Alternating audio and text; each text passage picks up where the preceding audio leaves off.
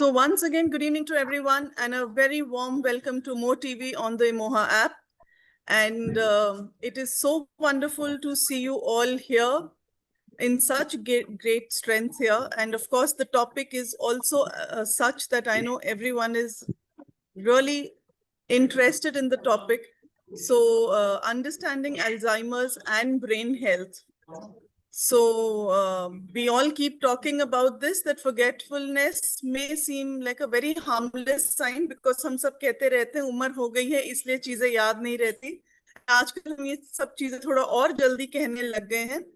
But what happens is when these memory lapses become very frequent and repetitive and start affecting our daily life, they start indicating early signs of dementia or Alzheimer's. But in pe jo difference hota hai, that is something which only the doctors are able to tell you.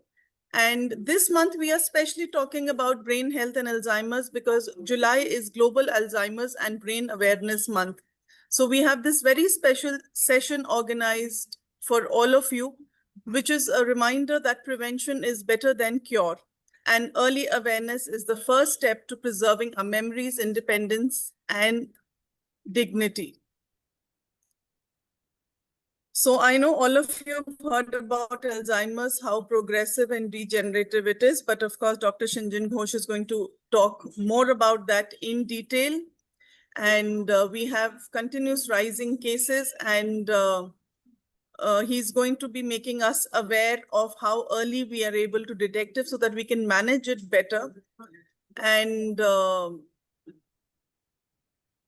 how we are able to take care of it, what the caregivers are, what kind of support they give us. And of course, there is this stigma that we keep talking about this, which actually is something that, we all need to get out of it. So today we are really, really honored to welcome, can we please highlight Dr. Ghosh here? Yes. So today we are indeed very honored to welcome Dr. Sinjan Ghosh, who is a distinguished cognitive and behavioral neurologist from Narayan Health Hospital. And Dr. Ghosh holds an MBBS, MD General Medicine and DM Neurology and a postdoctoral fellowship in cognitive neurology from the University of Toronto. With a decade of expertise in Alzheimer's, dementia, strokes, and Parkinson's, Dr. Ghosh is known for blending medical excellence with compassion, making him a beacon of knowledge for families navigating memory-related challenges. So Dr. Ghosh, a very warm welcome to you here on this online platform that we have, which we call as More TV, which is Ministry of Happiness. And that is what we try to bring here to all our elders in some form or the other. So with all the programs that we have, and you could probably see the, camaraderie between all our elders here. And this is their time to meet up with friends and also learn a lot of new things. And we keep bringing them relevant topics like we are doing today. So it's wonderful to have you here. And to start off with the program, we also have our moderator, Dr. Siddharth Baba here. So you all know whoever is here, Dr. Baba has been associated with us for the last 5 years. And we are very privileged to have him guiding us because he's our in-house doctor at Emoha. And he's a physician by training, leads the clinical vertical at Emoha Eldercare. And he has honed his expertise at premier institutions such as AIIMS Delhi and Fortis Escorts Hospital. And he brings extensive experience in home health and geriatric care. And along with Dr. Baba, can we please highlight Dr. Baba also here while I'm talking? Yes, thank you. And along with that, we also have Chandrani here today. So if you could highlight Chandrani also.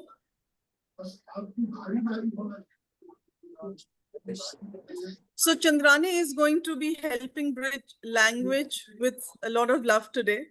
She is associated with Emoha Eldercare as the learning and development professional, and she works from Kolkata, and she has over 20 years of training experience. And she has been associated with Emoha for the last 1.5 years. And I think जो हम कहते हैं अपने elders को खुल के जियो, she embodies that to the fullest whenever I meet her here. So why she is here today, there is no training going on, ladies and gentlemen. She is here because today we have a lot of our elders who've joined us from Kolkata also. And though we take our sessions in English and Hindi, but specifically today, we also want a little bit of Bengali influence. So Chandrani will be here helping out in case any translation or anything is needed. And she will also help moderate the session. And with this, मैं बस 2 लाइनें यहाँ पर कहूंगी हमारी यादों के बारे में. सो कभी यादों की परछाई धुंधली हो चली, कभी बातें अधूरी तो कभी राहें थमी. समझो ये इशारे वक्त से पहले, समझो ये इशारे वक्त से पहले, दिमाग की सेहत को ना लो हल्के में. So today is this is what we are going to be talking about. So Dr. Sinjan is of course going to be talking about Alzheimer's, and we are going to be here where he's going to be talking about how to listen deeply to our bodies and minds, build habits that protect our cognitive health, and take care with love and not fear, and choose awareness over avoidance. So with this now, I'm going to hand over to Dr. Sinjan Ghosh and Dr. Baba to take the session ahead. And Chandrani will, of course, be there throughout. So welcome to all of you, and welcome to the host who is here. So Dr. Sinjan Ghosh and Dr. Baba, I hand over to you today for today's program. Thank you so much, Ritu. I hope I'm audible. Yeah. Good evening, everyone. Namaskar. Most of you know me, and those who don't, my name is Dr. Siddharth Pava, and I'm truly honored to be here today on behalf of Emoha. It's a privilege to speak to such a wise and graceful audience, people who have seen life, shaped families, and built communities. What we are going to discuss today starts in someone's life with a pause, a name forgotten, a misplaced key, a question asked twice. And before you know, the person you have known all your life is still there, but fading, not in body, but in memory, in rhythm, in essence. This is not a plot from a film. This is real. This is happening. And tonight, we are not just here for a medical talk. We are here for something deeply human, something that touches every family, every relationship, and every memory we have ever held dear. We are witnessing a quiet epidemic of dementia. Around the world, there are more than 55 million people who are living with it, and that number will be more than double by 2050. In India, nearly 9 million people are affected, yet in most homes, the signs go unnoticed. We say it's just old age, or she's just a little forgetful these days. But what if those early signs are actually a call for help? Today, we are here to answer that call with clarity, compassion, and confidence. And we are joined by someone who has spent his life helping people understand what's happening inside the aging brain. To guide us, we are honored to have Dr. Sinjan Ghosh, one of India's most respected voices in cognitive and behavioral neurology. Dr. Ghosh is a super specialist, as Ritu already introduced Dr. Ghosh. He's a super specialist, having done DM in neurology and postdoctoral fellowship in behavioral and cognitive neurology. So thank you, Dr. Ghosh, and welcome once again. Thank you so much, Dr. Baba and Ritu, for your kind introduction. And I'm really glad to be present here today. Thank you so much for inviting me. And I would also like to thank Emoha for organizing such a wonderful event. Right. So, Dr. Ghosh, let's begin at the beginning. When families first start worrying about forgetfulness, the first word they often hear is dementia. But very few truly understand what it means. Could you please explain what exactly is dementia? Is it a specific disease or something broader? Right. So thank you very much. This is a very pertinent question because in our clinic, we hear this often that people would come and say, Doctor, does my father or mother have dementia or Alzheimer's disease? So dementia is taken as an entity, a disease, but actually it's much broader than that. It's an umbrella term, and Alzheimer's is one of the commonest forms of dementia. There are other subtypes as well. I'll come to that later. So what is dementia? So our brain functions, which we call as higher functions of the brain, help us in interacting with the environment, with other people, our friends and family, and to make sense of what we are perceiving with our senses, right? So that is what cognition is all about. So that is in health.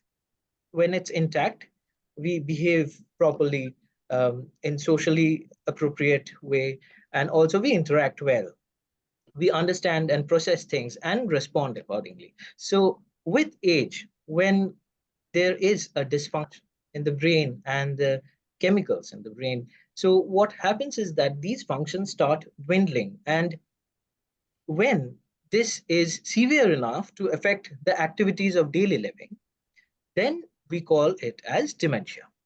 Now, what are the different types of cognitive functions, right? So what we commonly hear is that memory problem, right? People forgetting names of familiar people, friends and family, people misplacing objects such as phones or their glasses, and also difficulty in remembering their way back home, um, uh, where they have lived for 30 years or so. Hello? Yeah, please continue, Dr. Ghosh. Yeah. So, so when these aspects of our brain functioning starts get affecting, such as attention or focus. Say, for example, if somebody is talking to someone and then they suddenly forget what they were talking about, they have to ask, where were we?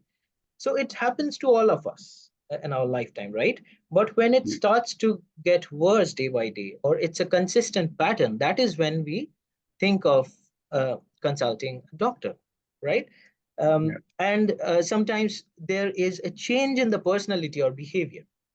And when these things, okay, somebody asked me to speak in Hindi.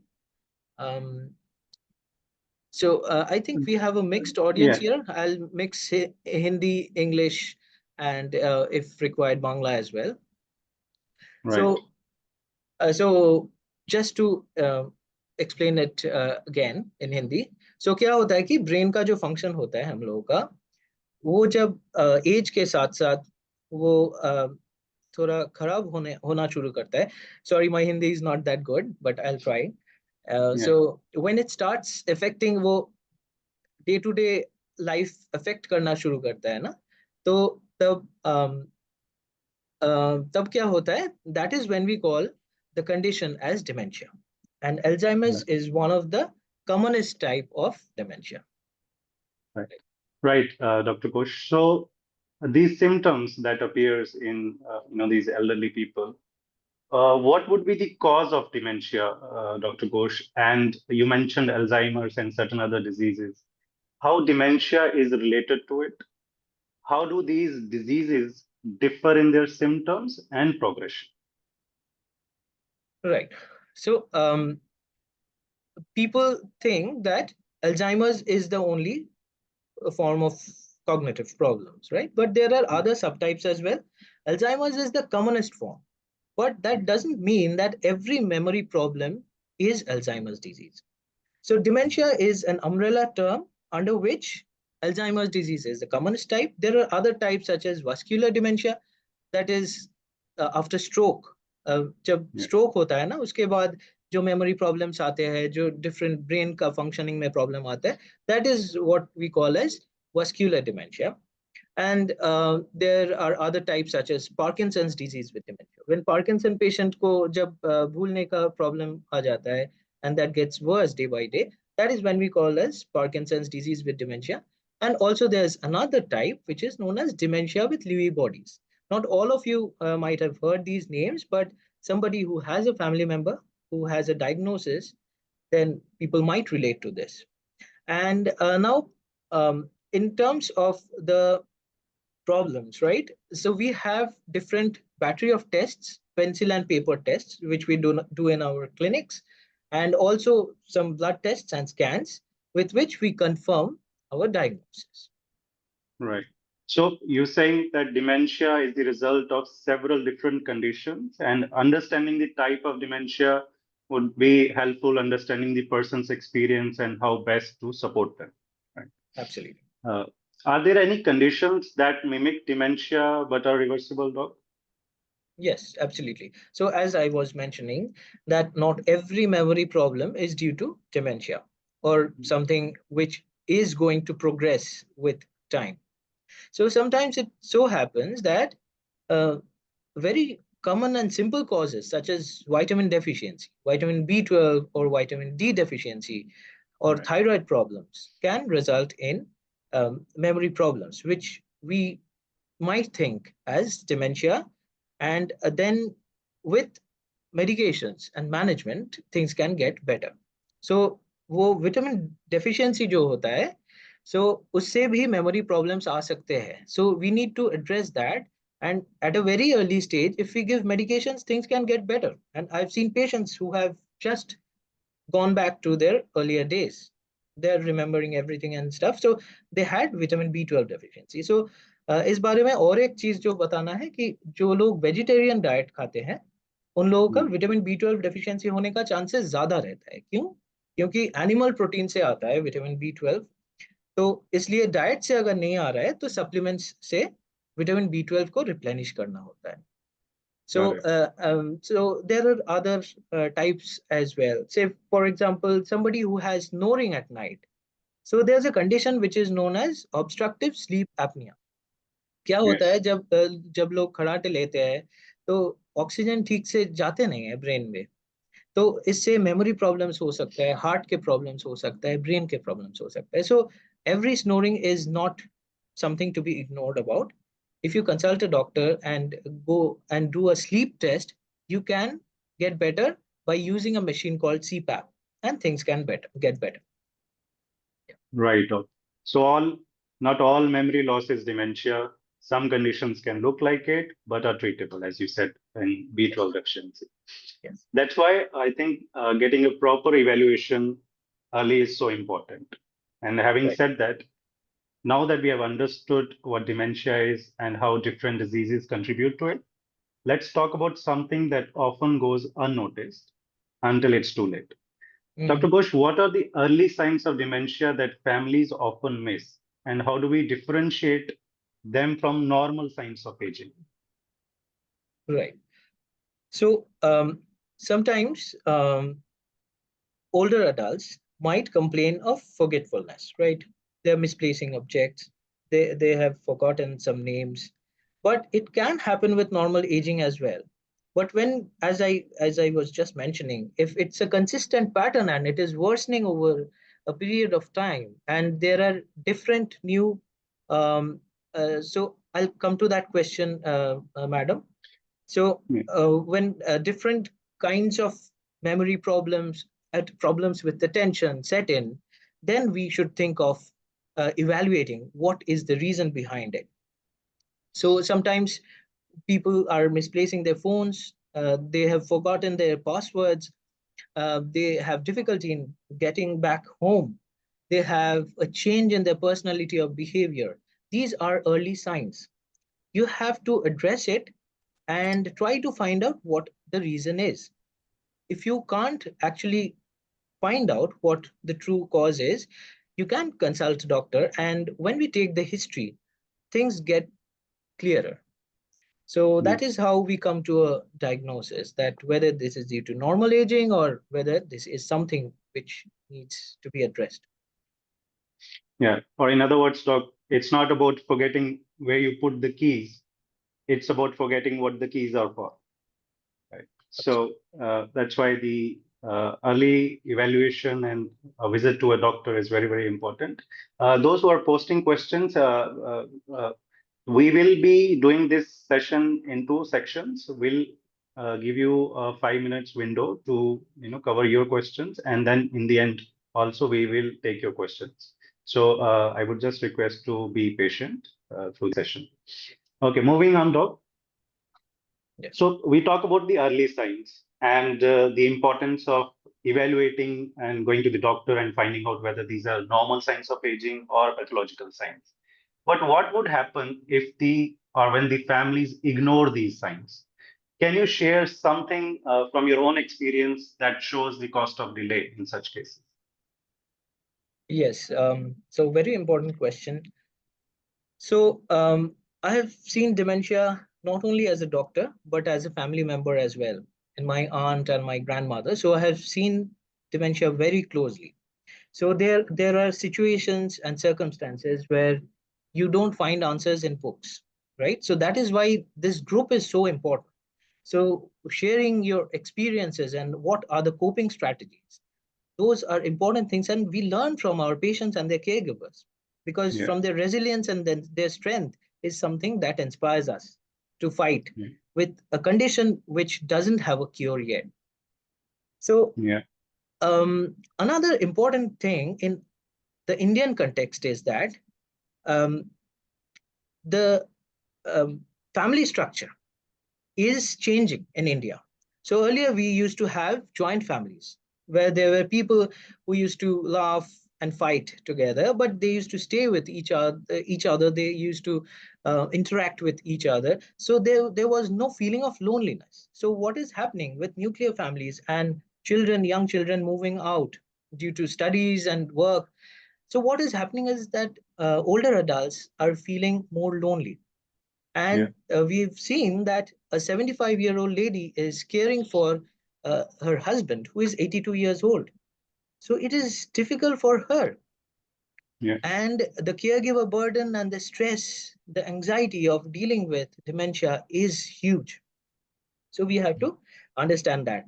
So that is why sometimes, even if it was missed in the earlier days, people were there to compensate for that. People were there to help. But now it's not the case. So that's why it's very essential to identify the signs at a very early stage, because we need to plan beforehand.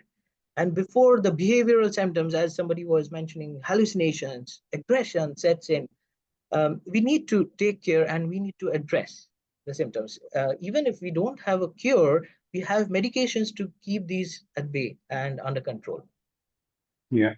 So just on that note, Doc, as you mentioned about the family structure, is there any test or any self-examination that elders or their caretakers can take up even at home before they go to hospital, or even somebody notice any signs of forgetfulness in elders? Is there any test that they can take it up at home? Right. So while in Toronto, we had an online version of a test called Cognitive Brain Health Assessment, where people could actually get a test done. They would have a score, and they would have some recommendations as well as to what are the healthy lifestyle choices which can make things better. And we have some pencil and paper tests as well, but you need to know how to administer that.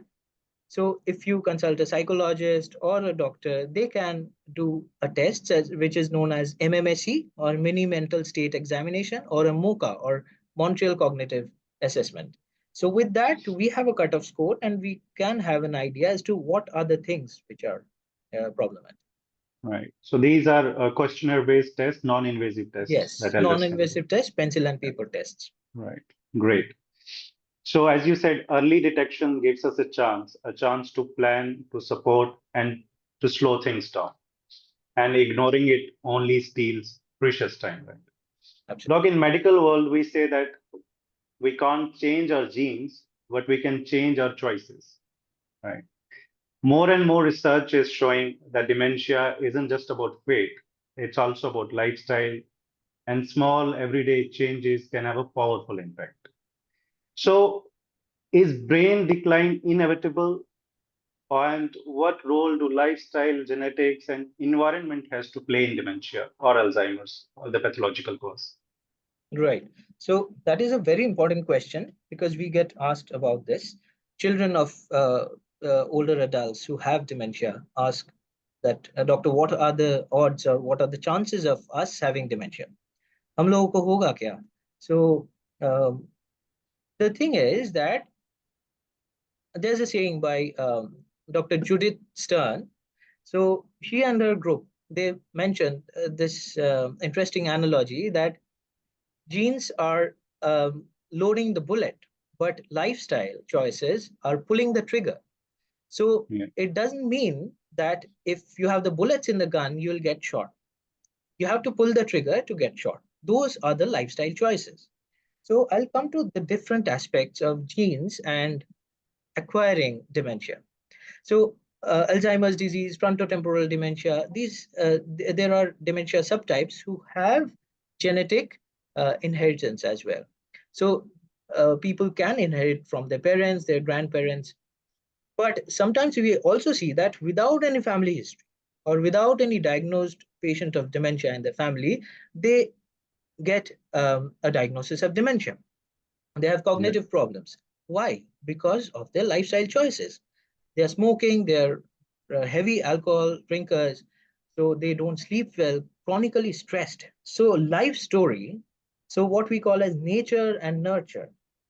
Nature is something that we inherit, that we can't change, right? But there's no point in crying over that. We have to make healthy lifestyle choices, what we call as pro-cognitive lifestyle choices, like healthy daily habits, good diet, exercise, good sleep, around 7 to 8 hours of sleep at night, and living life stress-free as much as possible. I know it's better said than done, but we have to try to make things better. And also learning new languages, learning new instruments also help. Yeah. So you're saying that genes may load the gun, but the lifestyle pulls the trigger. Right.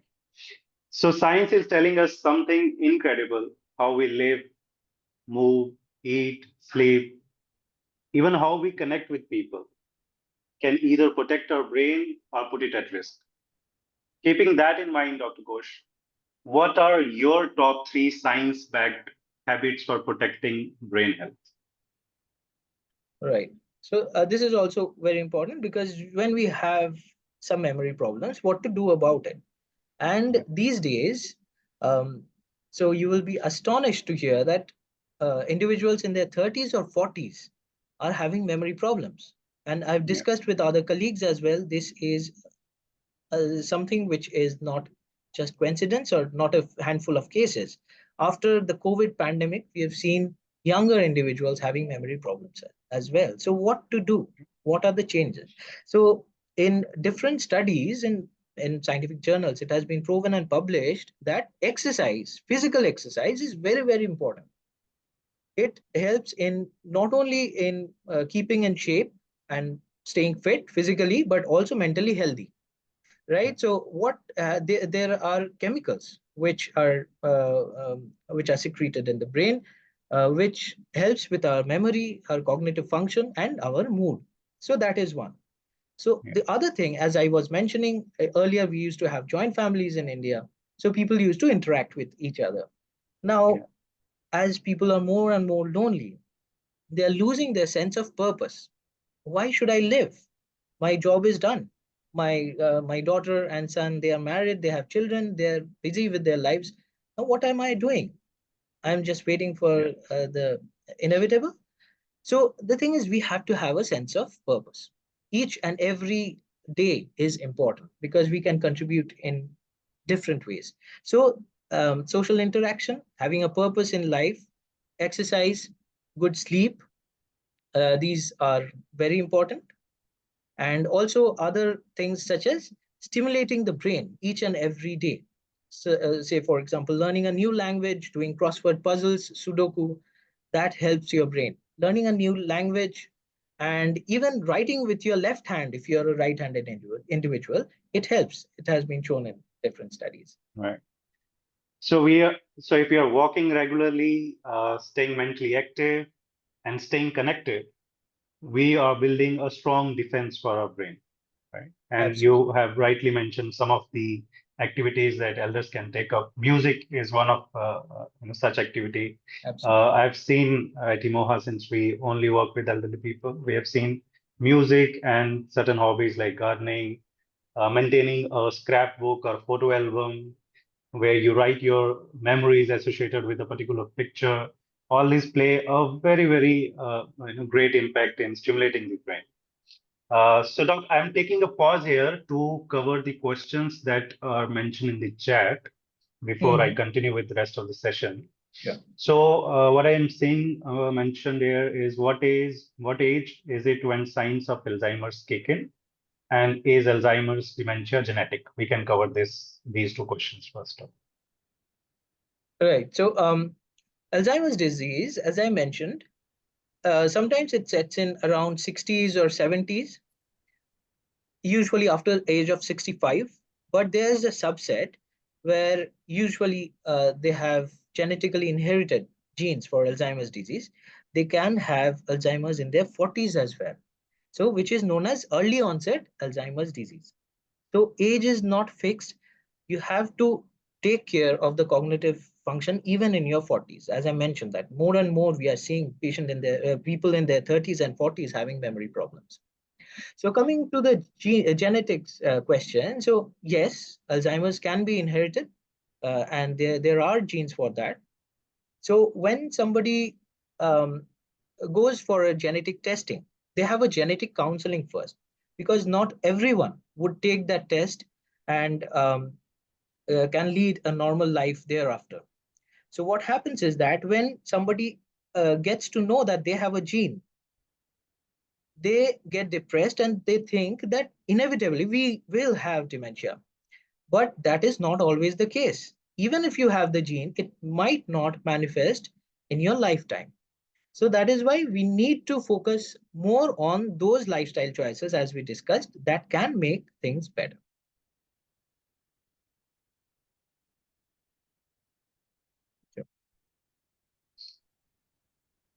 Sorry, Doc. Yeah. No. So there's another question on does Alzheimer's starts with verbal hallucinations? So, Doc, would you like to take a minute on Alzheimer-related specific signs and symptoms? Right. So there are different signs and symptoms of different subtypes of dementia. Usually in Alzheimer's disease, we see memory problems at the beginning. So as I mentioned, forgetting what they had for breakfast, forgetting names. But usually we see that relatively older memories from their childhood days, those are preserved. So specifically family members would say, my father has started talking about his school days, how he used to play football, and those things are there, but he can't remember that whether he has taken the medication or breakfast or not. So this is a hallmark feature of Alzheimer's disease. And also when people forget their way back home. So if you watch the movie called Still Alice, that is a wonderful movie. I would recommend everybody to watch that. So that is known as the brain's GPS is affected at a very early stage. So hallucinations usually come later during the course of Alzheimer's disease, but hallucinations are seen earlier in cases of dementia with Lewy bodies or Parkinson's disease with dementia at a very Right. early stage. Right. Okay. So we'll take rest of the questions of audience in the later half, and we'll give a chance to some of the elders to ask question directly to Dr. Ghosh as well. So moving on. Up her hand. There was a Moving question. on. Oh, okay, yeah. Sorry, Chandrani, you're saying something? Yeah, actually, Rashmi auntie had put up her hand quite long. She had a question. Okay, yeah. Please, Rashmi aunty. Good evening, doctors. I have a question. As you say that we tend to forget things, and later it gets recalled, as we have in the brain, recognition, recall, retention. So I just want to know that for how long? Suppose I got a gift from somebody, right? And for got it a few days back, just 3 or 4 days back, and then suddenly you think, who gave me this gift? Now the question is that recollecting it for how long is normal, and recollecting it pretty late. This is my first question. My second question is, does multitasking also do this kind of a thing that you tend to forget? Because as I do multitasking, writing articles, things like that, so does that also it has an intervention in making you forget things? Yes. So very good question, ma'am. So there is no specific cutoffs, right? So if you notice a change, so what your memory span would be like, and if there's a change that you notice that I used to remember this, people say, and people tell us that I used to remember, I had a wonderful memory. I used to remember everything, but now I'm having a problem. So if there's a change, then this is something you should be addressing. So there's no specific cutoff, 3 days, 4 days. And you're right, the second part of the question, multitasking is not good for your brain. People would say, I can multitask, but what is happening is your attention is divided. And especially with these smartphones, and you have this notification time and again, you're doing something important and you go and check your phone again and again. You have a WhatsApp message or something. So that definitely helps in difficulty in registering. Say, for example, if you don't keep it orderly in your brain, while you want to recall something, you can't take that out, right? So that is multitasking is definitely not good for your brain. Not good for health. Yes. Right. Thank you, Rashmi Aunty. And we will take questions in the end, and I'll also cover the questions mentioned in the chat. Moving forward with this session, Dr. Ghosh, a very, very important section. I think everyone will be interested, and it's important for everyone. This is about family conversations and emotional support, right? As we said, dementia doesn't just affect the person; it affects the entire family. Starting the conversation is often the hardest part, right? But it's also the most important. Doc, so if a loved one starts showing a sign of memory issues, how should families start the conversation? How should that be taken forward to the family level? Right. So this is practically very important. So as I mentioned, I've seen dementia from either sides of the table. So awareness is the key. You need to know more about the disorder your family member is suffering from. So what are the causes of the change in the behavior, change in the personality, forgetting things? We should be more patient. We should understand that it's not them who are creating the problem, but it's their brain. They can't help it. They're seeking help. So, as family members, what we can do is we can be more compassionate. As I mentioned, care till we have a cure. Since we don't have a curative treatment, we need to care for them. We need to listen to them. We shouldn't be judgmental, and we shouldn't have any kind of stigma that they are having behavioral problems. They are using profanities and slang languages, and we can't take them in social gatherings. So we have to address it. And the other thing is that we don't need to pull them to our world. They're living in a different world. Say for example, they're thinking of something which is actually not true. There's no point in telling them again and again, no, this is not true, you're wrong. Because what happens is that they get irritated, and we've seen patients becoming more aggressive, and they lose the sense of purpose and a will to live. So that is why being compassionate, non-judgmental is very important. Absolutely, Doc. And once the diagnosis is made, a different kind of journey begins, right? Which is filled with emotions, a lot of decisions, and practical concerns. So being patient, empathetic towards the individual is very, very important. As you said, this is not a curative disease, right? There's no magic cure yet, but there is always progress. New medications, early detection tools, lifestyle signs.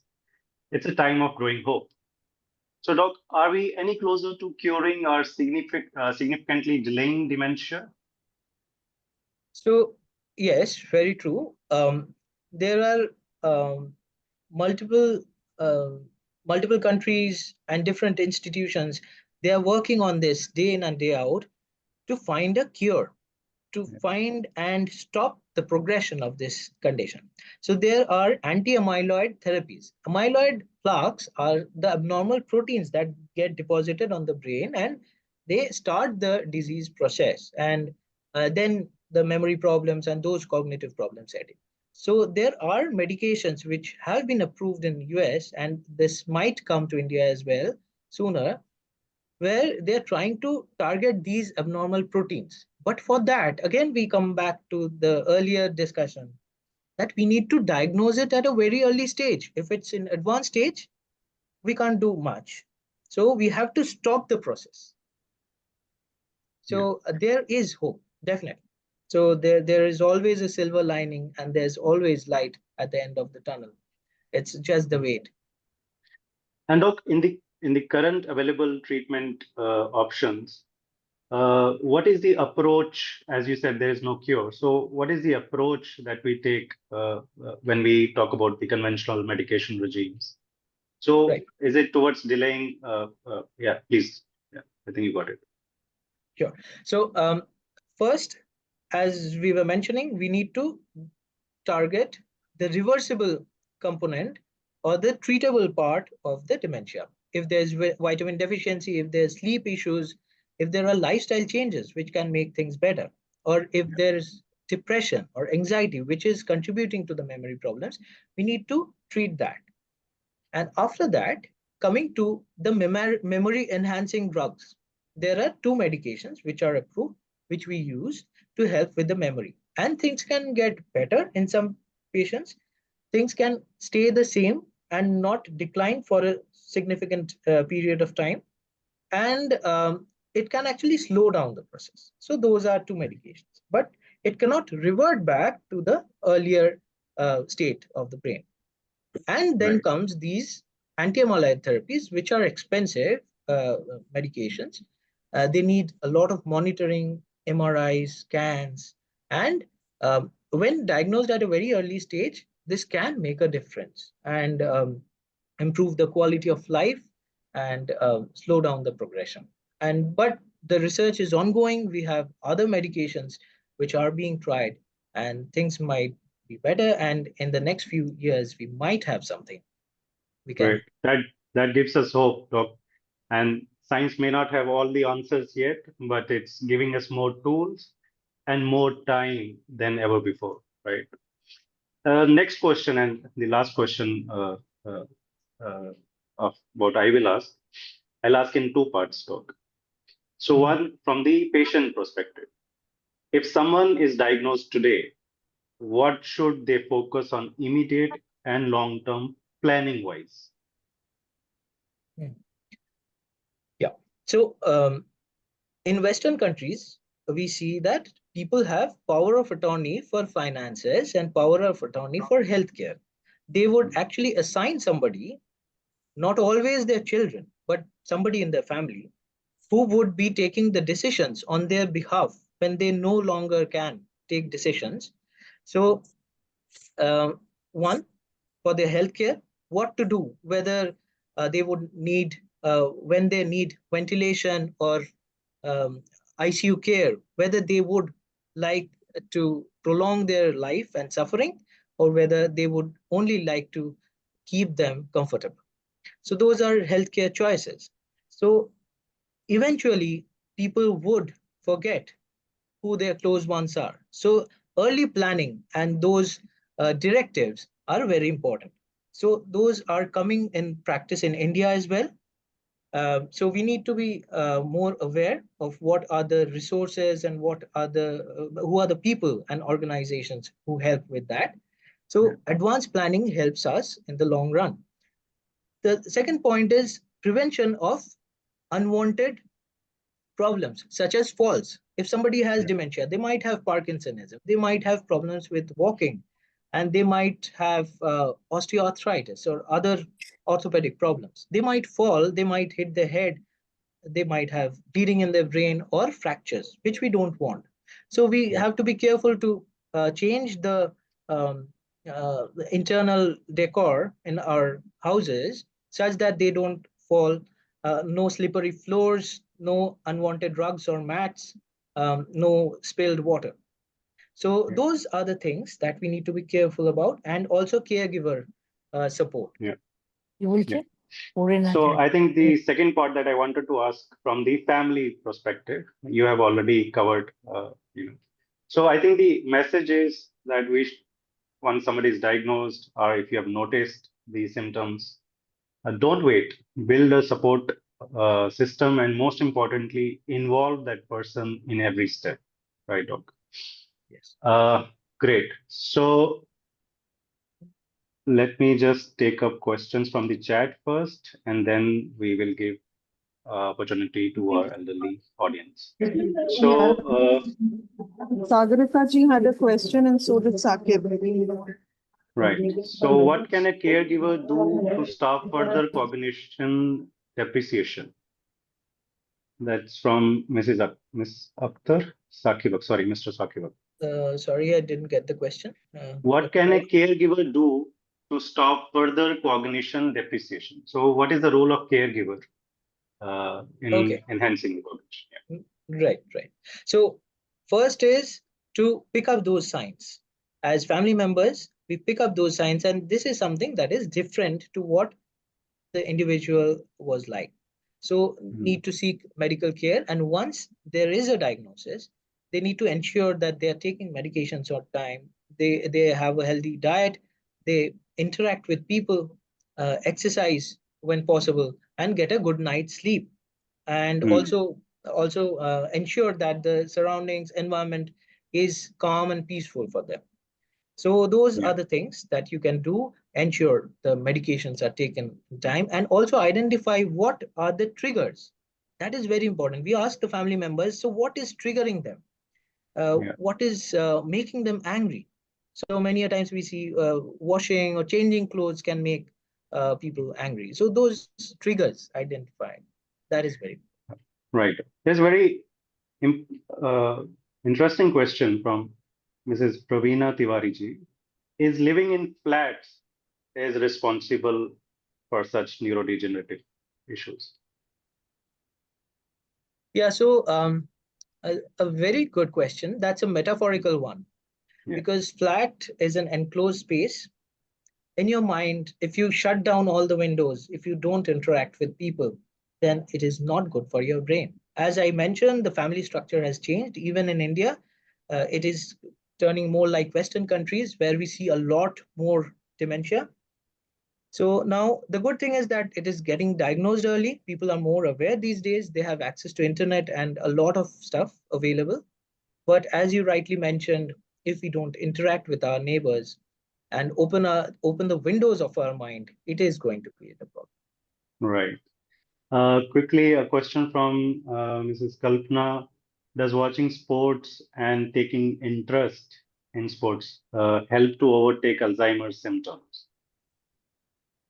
Yes, basically not only sports, but any kind of activities, any program that makes you happy, makes you feel alive, makes you relive your yesteryears, that is good for you. So if you watch news channels where they show murders and all kinds of gory stuff, then you wouldn't feel well. Absolutely. Very important question Preeti ji has asked. Can psychiatric conditions eventually lead to dementia type conditions? Also, which vitamins and supplements should one take to prevent or prolong its happening? Yes, absolutely important. And this was my project actually while I was working. So people who have depression or anxiety for quite a period of time, quite long time. So what happens is that they tend to get more socially isolated. So those good lifestyle choices, they are not actually adopting. So they are not interacting with friends. They are always depressed. And if somebody is chronically depressed or anxious, their brain also shrinks faster. That is proven with science. So if you live stress-free as much as you can, we can't exclude stress from our lives, but as much as you can. So that is always good for your health. So psychiatric or mental health conditions can be risk factors or can be very early signs of dementia as well. So that we need to pick up. Correct. And also, what was the next question? Sorry. What also was the related to this, can OCD play a role in Alzheimer's? And the second part of the earlier question was what vitamins or supplements one should take. Right. As I mentioned, especially in vegetarian people or people who have other medical conditions which affect their food absorption, vitamin B12 levels come down, vitamin B12, vitamin D, because we don't have exposure to sunlight often. So we are more worried about our complexion. So that's why vitamin D levels drop, and it affects the mood, it affects the memory. So taking these supplements actually help.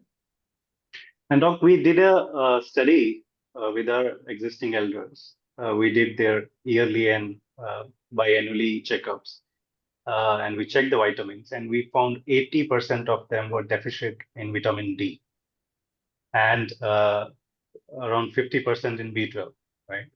So that's another silently developing issue in the elderly, and that's why again actively checking going for regular checkups is very, very important. Yes, Uh, and vitamin D affects the joints as well. They can have pain, and which eventually might lead to low mood. So that's right. Last question from here, then somebody can ask as well. One How does one communicate with the patient who has stopped talking? Right. So this is something, as I mentioned, it is you won't find that in books. You will have to um, uh, remember what kind of a person they were. So, for example, language is affected in conditions such as frontotemporal dementia, where people lose their speaking ability. They have difficulty in reading or writing, even without having any problems with their vision or their hearing. So the thing is that sometimes people are able to write and they can communicate. They can communicate with sign languages, and there are certain gestures and postures, their body languages, which only the family members would know that what they are looking for. Dr. Sinjan, may I just say something? Yes. My husband is an advanced Alzheimer's patient. Mhm. He has stopped talking, but he listens to a lot of music. Rabindra Sangit he listens to all the time. That is one Okay. very important thing which he has been able to keep up. And Right. we make him listen to that. But these days, of late, in the last 2 weeks, he's been making a guttural sound, all the time. Ah, a kind of guttural ah.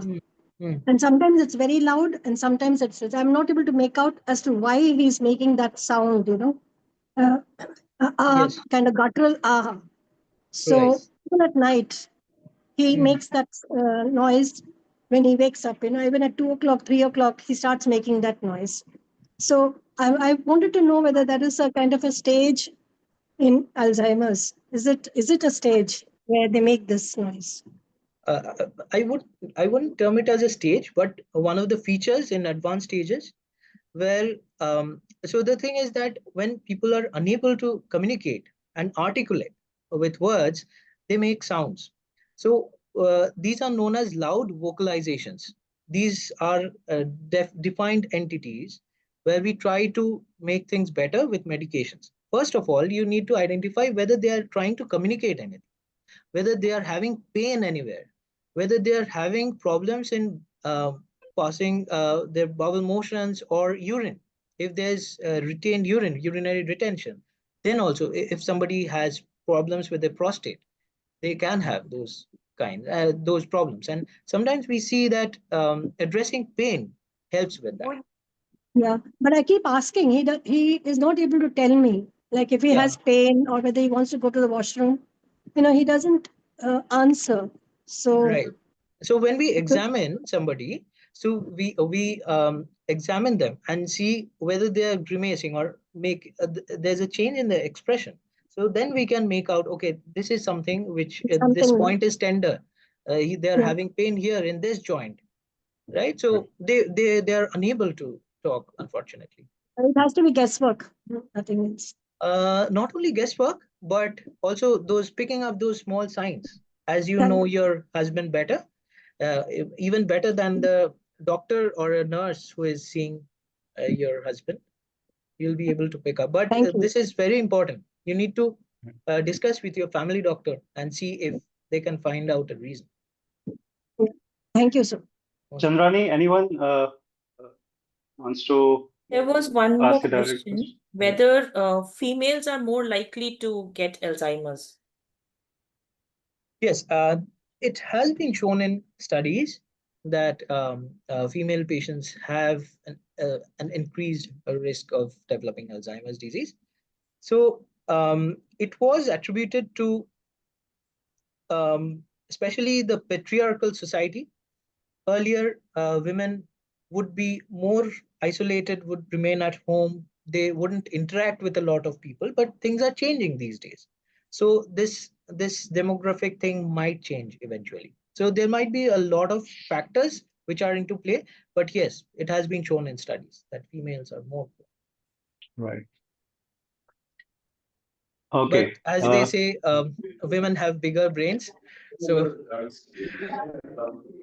also, women live longer than men. So statistically, you might find more women with neurocognitive issues, yeah. right? Chandrani, anybody else want to ask a question? We are about to I'd like to wind up. know if we Yeah. can consult with Dr. Sinjan Ghosh online, maybe. If I could consult with him, there are many problems, minor problems that keep coming up. Ma'am, I'll take this question. Whatever are the issues, please reach out to us through Publi, who's going to coordinate this, and we, the Kolkata team, will tie up with Dr. Sinjan, and we'll organize the discussion wherever and whenever Dr. Sinjan and you both have a convenient time for doing it. Yes, I'll be happy to. I'll be happy to do that. Are there any brain exercises to improve this condition? Yes, absolutely. So as I mentioned, like challenging your brain each and every day. Like a brain tends to forget things which are mundane, which are just ordinary, right? So if I ask you that what happened last year, 16th day of July, do we remember? No. But if somebody had a birthday or an anniversary or something special, they would remember what they did on that day. So each and every day, you need to make something innovative. You need to watch a new movie, maybe read a new book, learn a new language, try to interact with new friends, and also crossword puzzles, Sudoku, these help a lot. So exercising your brain with those things. And there are various apps as well, cognitive rehabilitation apps, which you'll find in Google Play Store, which you can download and do. Brain exercises. Right. Thank you. Great. So before I hand it Doctor, over I have a to question. Ritu, Yes. yes, ma'am. Quickly, please. Yeah. I want to ask, is there any time frame, when you notice the initial, beginning of this memory loss, and then till a person reaches a stage where they just can't, decide anything? I mean, that kind of stage. So is there any particular time frame, or it depends from person to person?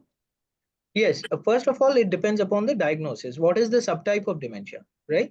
If somebody has a dementia after a stroke, maybe, which we call as vascular dementia, they might remain steady for quite some time if the blood pressure is under control, sugar is under control, cholesterol is under control.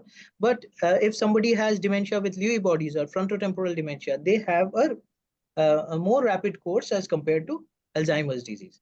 Alzheimer's disease might have a slower course. So it depends upon the diagnosis and also the lifestyle choices and how they are addressing those symptoms. It varies from individual. It differs at different stages. Okay, Yes. Thank you so much. Most welcome. Dr. Ghosh, I have a Yes. question. I have a question. Okay, we'll just take them one by one, please. Mr. Roy, Yes. please take your question. Can I ask? Yeah. Yes, yes. Yeah. Actually, Dr. Ghosh, my wife has got Alzheimer's disease, and it was detected long back in 2008-9, right? And she had been under treatment in AIMS and then later on with other doctors also. And last 13 years, she was fine. I mean, she was a very well-renowned school principal. And then even after Alzheimer's disease, we came back and then we are trying to teach poor children on the roads and all that. And that was making her okay. But 2022, unfortunately, because of some wrong medication given by the doctors and all, she got into a total, absolute bed and no talking, nothing. And she lost her whole total control of grooming, which up to 22, she was fine from 2008 to 22. Now, then of course, we had been to one Dr. Shamshed Dubedi in Vimans. He said that these medications should not have been given. So I said, then what do I do? He said, no, you just stop those medications. Okay, so we stopped those medication only continued Adventa and Donep, the two main medication which Dr. Manjari Tripathi had given. And she gradually improved. And also we took a full-time caretaker nurse in our home, right? That is from 2022. She's now for 3 years with us. So she gradually came out of that. But recently, we wanted to, again, just check because for a long time we didn't go on. So we met Dr. Shamshed Dubedi. He said, it is not Alzheimer's, it is frontotemporal dementia. So, you know, that is after 13 years of being told that it's Alzheimer's and all. And we also had PET study done. PET study, it said early Alzheimer's like that. That was done in 2010. So then what he did is he withdrew Donep completely, not Adventa completely, and Donep he gave half dose. With this, I find the improvement. You know, very recently, 8th I have shown to him, and I find that yes, absolute stopping of talk. She's now talking few words and all. She was closing down her eyes all the time, even throughout the daytime also. Now she's opening her eyes and sort of trying to converse. She was a good Rabindra Sangeet singer, and she used to sing before, but now she had stopped completely. Now she is now giving little bit of, you know, tal with the music, with her hands and all that. So I would like to understand between Alzheimer's and frontotemporal dementia, which one is more dangerous? And, you know, I find it's okay. So far, whatever we had seen her for about last so many years, she's slightly better off. Okay, with these medicines taken off, and Adventa taken off, and Donep made half dose. So obviously I'm continuing with that, but since this discussion was going on and you were there in that, so I thought, let me ask and understand, because 3 times it has happened in the past, but medicines had created the problems with her. Now those medicines may be good for other patients, but had worked very bad with her. So thank you very much, sir. You've highlighted a very good point. So what we do is sometimes we deprescribe, that is, we reduce medications and things get better. So, and in terms of the diagnosis, even in the best of centers, there might be a revision in the diagnosis after a few years, because what happens is that the initial symptoms might be different, and later as the disease progresses, other florid symptoms are noticed, which might indicate another diagnosis. And PET scan, you said it was in favor of Alzheimer's disease, right? Yeah. Okay, so I think that was one of the reasons why your previous doctor thought of Alzheimer's disease. So there are various biomarkers available as well, and we are also working on bringing blood-based biomarkers where you can get a blood test done and see whether there is evidence of Alzheimer's disease or not. Okay. And I would just hope and pray that you're in good hands. Dr. Manjari Tripathi is in our team as well, Cognitive Neurology Association. Yeah. So I hope and pray that she gets better soon. But discontinuing Donep, is it good to discontinue Donep? And I give him Donep 20. No, it was what discontinued was Adventa. Adventa was completely discontinued, and Donep was given Donep 10. I was giving 2 times a day. For that, that doctor has made 1 time a day. That was only in the night. Yeah. The thing is initially, Ms. Mukherjee, what had happened is in Paras Hospital earlier, one doctor had taken out all those because he had said no, she doesn't have Alzheimer's. So he took out all the medicines, and the result was disastrous. Actually, after taking out the medicines, after 3 weeks, I found her completely hysteric. She was shouting. She would, you know. Then I gradually brought back again Adventa Donep into our system over a period of 1 month. And then this has happened about 8 years back. Yeah, so medications can work differently in different people because of the different genetic structure. So it actually is important to note down which medication has created a problem for the next doctor who sees your patient. and address that and refrain from using that medication. Okay. I would just like to add here, please, the doctor is the best person to be giving you advice, and without your whole history, no doctor can give you complete and proper advice. So if you will have any personal questions to be asked and with the history, then please, do reach out to Dr. Ghosh, and we are happy to help out. The Kolkata team is all there. We are collaborating with the Narayan Hospital, and Dr. Sinjan Ghosh would be there. So if you reach out to my team or to your EDs and all, we would be able to help you to connect with him directly so that you can all ask your personal questions. Because here, then everybody is taking, each other's. Tucker has posted his number also here in the chat. So. Rather than going through that, it would be better if, we could do it via the Kolkata team or through this. Yes, the Kolkata team or any Emoha representative. So maybe one-to-one case So can. the ETs will do, our doctors will do that. My team is there, Babli and Anjali are there, I'm there, you could do that. And any other person from Emoha, the Kolkata team is all there. So you all could reach out so that we could fix up with Dr. Sinjan Ghosh. So I think one last question we can. Okay. Yes. Yeah, so one last question we will take before we come to the end of this session. Here, there's a question by Mr. Saqib. He's been writing for quite some time. How to find the stage of Alzheimer? My mother walks but doesn't talk much. Doesn't work independently. Even she needs help to go to the washroom. So, what stage of Alzheimer is it? Yeah. So. Okay, so that's the question, right? So to determine which stage of Alzheimer's, we need to see the scans, we need to get the whole history, the progression, and what medication she is taking, and then come to a conclusion as to what stage she is in. So looking at the MRI scan is essential. So again, the detailed personal history and past medical history is what is required to make any diagnosis and suggest anything forward, right? So as Ritu said, please connect with doctor through the channels that we have mentioned. With that, great, Dr. Ghosh, thank you for not just sharing your expertise, but for helping us understand dementia with much clarity, compassion, and hope. And on behalf of everyone here today, thank you for guiding us with both science and heart. Thank you so much, Dr. Ghosh. Thank you so much. It was really an honor to talk today, and wish you all a very happy and healthy life.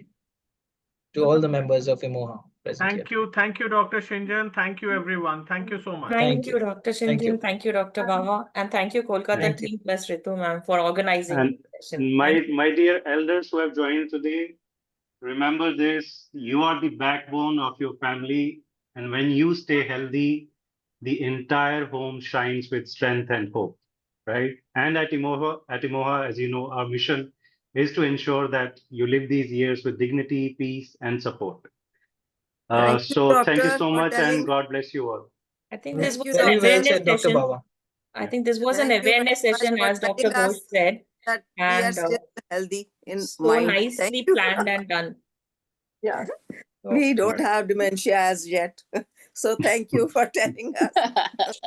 We are living happily. So, as he said, that awareness is the first step for everything.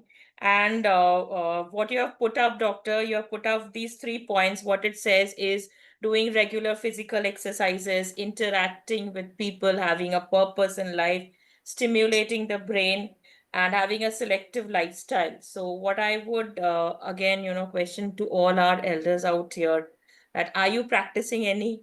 It's good if you don't have. Yes, we do, because we have associated with Emoha. That's great. That's great. That's great. That's yes. That's so that great. is why we are happy and feeling that we have still out of dementia and this thing. And let's hope that we remain that way. And we learn a lot from all of you. So thank you. And Dr. Baba is there for treating us any small little things.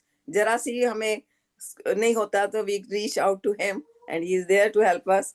So no problems with Emoha.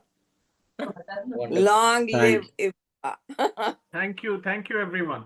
Thank you. Thank you Thank very you so much. All right. Thank you. Have a good night. Thank you, Dr. Okay. Ghosh. Good night. Bye, Dr. Baba. Thank Bye, you. Ritu. Bye. Thank you. Rani. Bye. Bye. Thank you. Bye. Bye. Thank you. Everyone, thank you so much, Dr. Ghosh.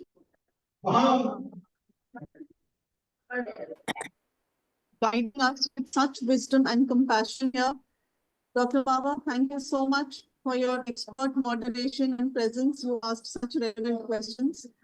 And Chandrani, thank you so much. Thank you, ma'am, and thanks to the Kolkata team, Divakar, Abhik, and the entire Kolkata team. Everyone. Thank you, everyone. Thank you, Narayan Health. Okay, bye. Thank you. Bye-bye. Good night. Bye. Good night. Good night. Good day to me.